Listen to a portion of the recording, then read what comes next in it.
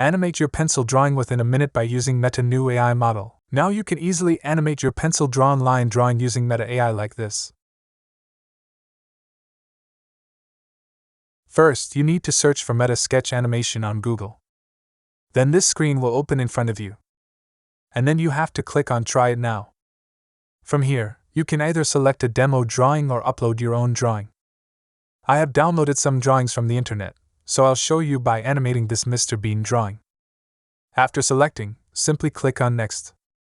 Then it will scan the drawing character and automatically select the character. If any selection is incorrect, you can correct it like this. After selecting, simply click on Next. Then it will automatically highlight the drawing character. And if any highlight is incorrect, you can correct it like this.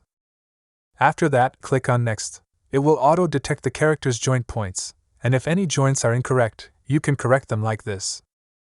Then simply click on Next, and your drawing character will start to animate. There are a lot of animations here. You can try them one by one. It is working quite well. And it is animating very smoothly. Now I have selected another drawing character, and it is also animating quite well. So, you should also try it and like the video and subscribe to the channel.